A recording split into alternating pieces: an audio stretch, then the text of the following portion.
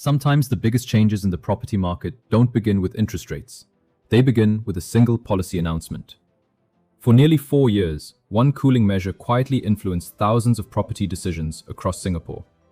Not additional buyer's stamp duty, not loan restrictions, not seller's stamp duty. Instead, it was a rule many homeowners only discovered when they wanted to downgrade. The 15-month wait-out period.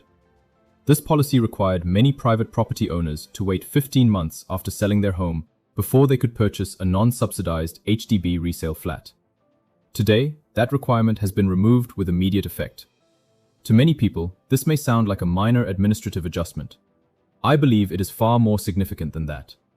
Because this policy does not simply affect downgraders, it affects liquidity, cash flow, buyer psychology, the resale HDB market, the private property market, and perhaps most importantly, it changes how wealth moves between different segments of Singapore's housing ecosystem.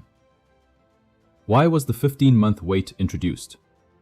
To understand today's decision, we first need to understand why the rule existed. Back in September 2022, Singapore's HDB resale market was extremely heated. Cash-rich private property owners were selling condominiums and immediately purchasing resale HDB flats. Many of these buyers arrived with substantial cash proceeds. This created additional demand in the resale market. The government responded by introducing the 15-month wait-out period. The objective was straightforward: reduce immediate demand from private downgraders. Allow first-time HDB buyers to compete in a less aggressive market. Moderate resale price growth. It was never intended to be permanent. It was introduced as a temporary cooling measure. Fast forward to today. The government believes market conditions have changed. Recent HDB resale prices have shown signs of moderation, supported by a larger pipeline of built-to-order flats and a significant increase in flats reaching their minimum occupation period, MOP. Based on these conditions, the government has decided the temporary restriction is no longer necessary. This isn't just about HDB. Many headlines describe this as an HDB policy. I disagree. This is actually a liquidity policy. Let's imagine a private homeowner. They own a condominium worth $2.2 million. They wish to retire. Their children have moved out. They no longer need a large apartment. Previously, they had 3 options: rent for 15 months, appeal for an exemption, delay selling. All 3 created friction. Now, that friction disappears. They can sell their condominium, purchase an HDB resale flat almost immediately, subject to the applicable rules. Release hundreds of thousands or even over $1 million in cash. That liquidity can now be invested, used for retirement, passed to children, or simply preserved. The removal of waiting time increases the velocity of capital throughout the property market. Why timing matters. Interestingly, this policy wasn't removed during a booming HDB market. It was removed after signs of moderation appeared. That timing matters. Government policy has always been adaptive. When markets become too hot, cooling measures appear. When markets stabilize, restrictions can be eased. This tells us something important. Housing policy in Singapore is increasingly dynamic rather than permanent. What happens to HDB prices?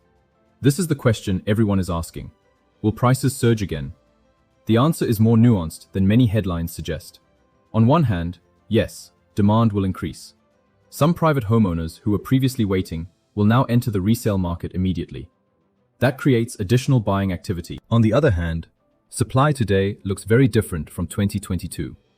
The government has substantially increased BTO launches over recent years, and a much larger number of flats are reaching MOP, expanding resale supply.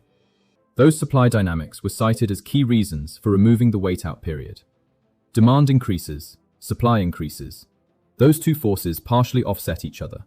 Therefore, rather than expecting another explosive price cycle, I believe this policy is more likely to support market stability than create another frenzy. The biggest winners. Several groups stand to benefit. 1. Retirees. Many retirees own valuable private properties, but no longer require large homes. The removal of the wait period allows them to unlock housing wealth much sooner. That improves retirement flexibility. 2. Downsizers. Families whose children have moved out can right-size without spending over a year in temporary accommodation. This reduces both inconvenience and cost. 3. Buyers of larger HDB flats. Private downgraders typically have stronger purchasing power. This may increase competition for larger resale flats in mature estates. Not every HDB segment will experience the same effect. 4. The private resale market. A policy often overlooked. Every successful downgrader also creates supply. When someone sells a condominium to buy an HDB, another private property becomes available. That increases transaction activity across the private market. Higher liquidity generally benefits market efficiency. Who could face more competition? First-time resale buyers, especially those shopping for well-located larger flats.